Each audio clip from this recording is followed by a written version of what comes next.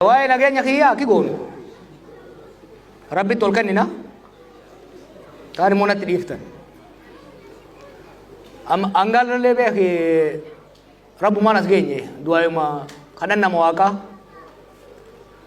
gaafa tokko naayamee siin ajjeesan an jee osoo hin dhamin dura hedduu aare siin ajjeesan an jee jennaan eega bar wanni jee booda siin ajjeesan jennaan awoo ani ilma sila taati ayyoon tiyya Goorgisi Sheekh Hussein warra adabbayyii bikkan dhayne hin qabdu gar hedduudhaan eeganii nan guddeessuu hin dandeessu.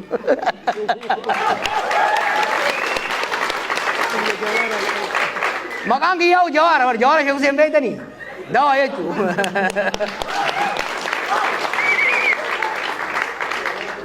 Dhuga lubbuun abbaan eeyne amatan eeyne du'a sodaannee garuu